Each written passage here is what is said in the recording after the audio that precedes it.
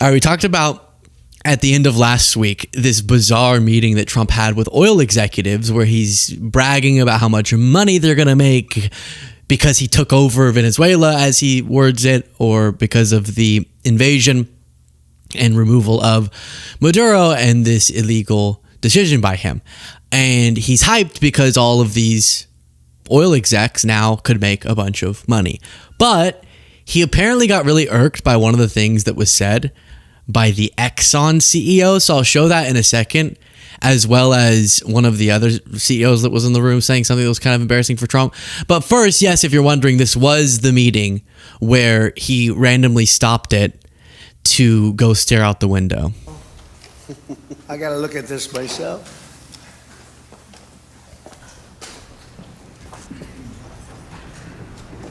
Wow.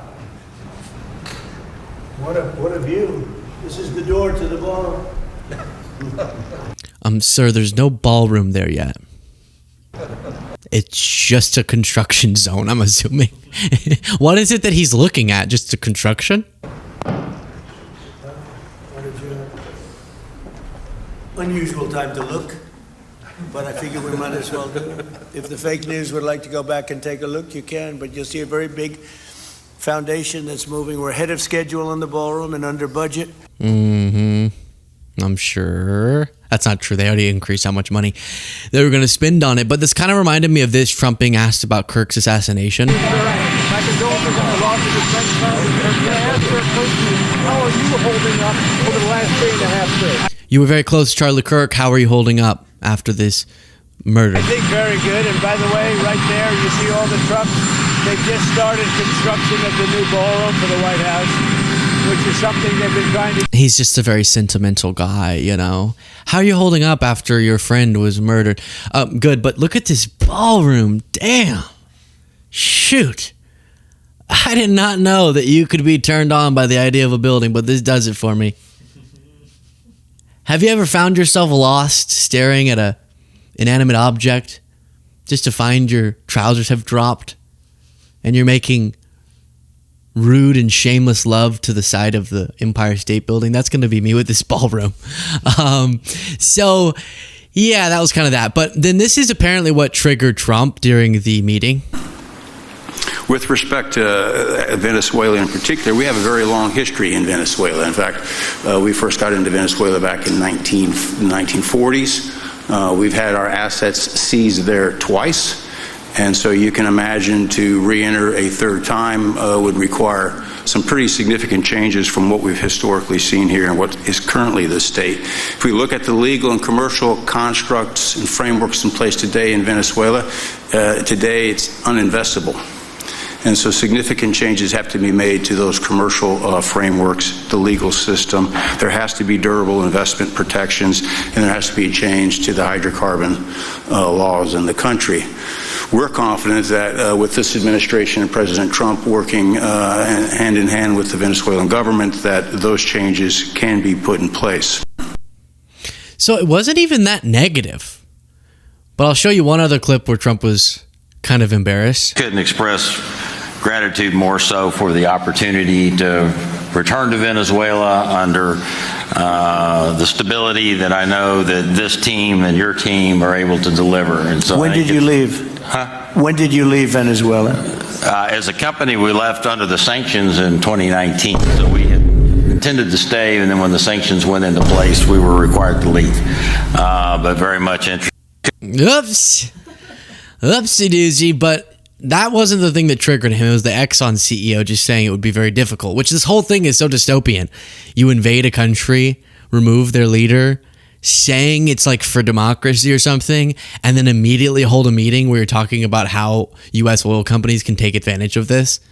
President Trump said Sunday he may exclude ExxonMobil, and then going, that person said something I didn't like, so they're not going to get to be a part of the takeover. From his drive for U.S. companies to invest in Venezuela after the oil giant CEO described the South American country as uninvestable. I didn't like the Exxon's response. Why did I word that? I didn't like Exxon's response. What didn't he say, Mr. Chevron? I think he said Mr. Chevron. said Trump Sunday evening of the CEO's comments during his meeting with oil and gas giants. I'd probably be inclined to keep Exxon out. I didn't like their response. They're playing too cute. I don't know. Maybe they're seeing a military takeover of Venezuela as a kind of unsteady situation to make huge investments in. And then, on a different note, here's Trump being asked about his promise to send out tariff checks and him going, when did I say that? You promised $2,000 checks to Americans based off of your tariff revenues. When can I did do that. When did I do that? Well, I mean, When did I do that? He says, a dividend of at least $2,000 a person will be paid to everyone, Trump posted on Truth Social on November 9th, 2025. Who, me? When did I do that? well, I mean, you're Yeah, I'm thinking, well, I did 1776 for the military, right? When will those Americans get those checks? Well, I am going to. The tariff money is so substantial that's coming in that I'll be able to do 2,000 sometime, I would say, toward the end of the year. Not happening. Not happening. Bullshit. But ridiculous that he would act like he doesn't know. That's something he explicitly promised, and don't hold your breath. Just like if you bought a Trump phone, don't hold your breath. I think like hundreds of thousands of what were certainly Trump supporters bought Trump's new gold phone or put down a deposit, a $100 deposit.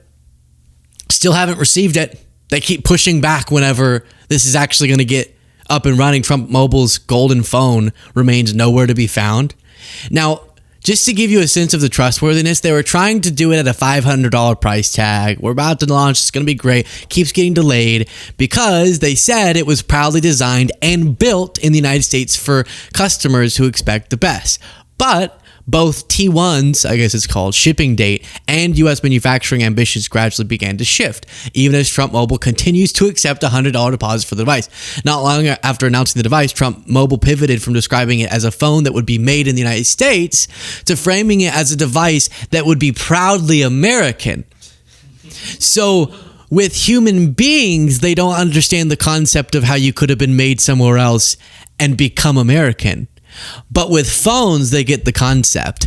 Oh, how do you think of that? I don't know. So just to explain a little bit, it feels like a lot of times Jaden MAGA doesn't get that you could be born somewhere else, made in that sense through, and then come to the United States and become as American as anyone else, you see.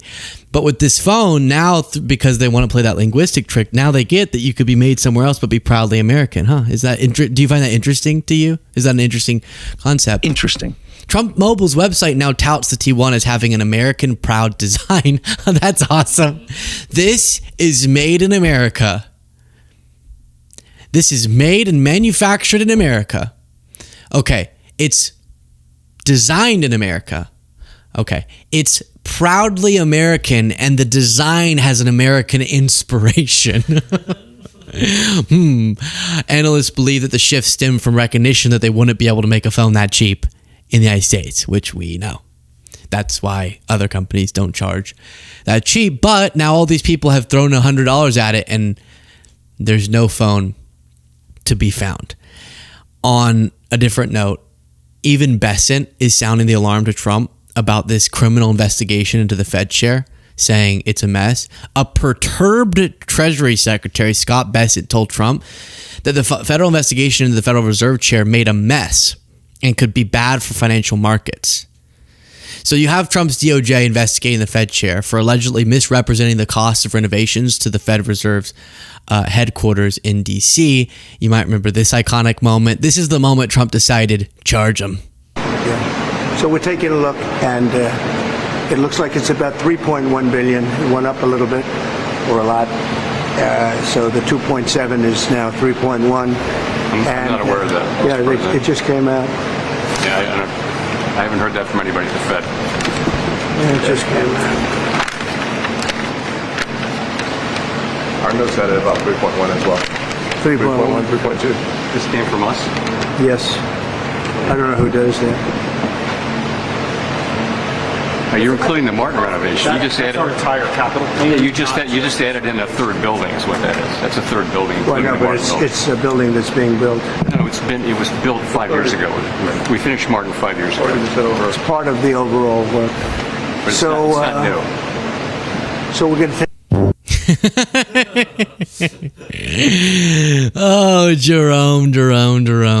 Good stuff. He sent out a video saying this is really about Trump punishing me, not because of the renovations, but because he doesn't like what I'm doing with Fed policy. And that's obvious. I mean, unless you find something crazy, like Jerome Powell was making a secret Batman lair or something under, or no, you know what I would love? Because Jerome Powell is so mild-mannered.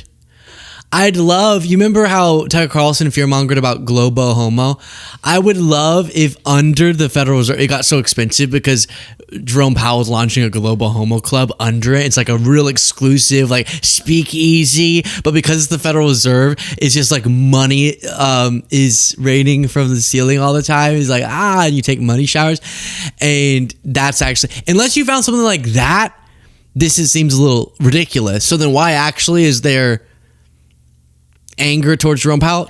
Well, we've heard Trump publicly constantly screeching about it, and it's that he wishes Jerome Powell would be pushing for interest rates to lower more quickly, and we have no reason to believe that they're just operating based on what is best for the law when we have story after story like this. Trump DOJ fires number 2 prosecutor now in Virginia after he refused to lead Comey case. So they're just firing until they get someone who will go after Trump's political enemies. You have this reporting about Trump saying he regrets not seizing the voting machines after the 2020 election. So just in case you want me to give you more confidence in our future elections, that everything is going to be great, I do want to let you know that Trump's only regret about how he reacted after losing the 2020 election and all the series of illegal events that happened after that with him was that he didn't do enough and illegally use the military to seize voting machines to then make his own determination on who won the election. That's his only takeaway. And then Steve Bannon reportedly is laying the groundwork for a presidential run in 2028, which is yikes. Now, apparently the reporting goes that he is not exactly planning on winning. He just wants to be in the conversation so he can push the political dialogue in a direction that he wants. But that's that. Just wanted to give you all those updates.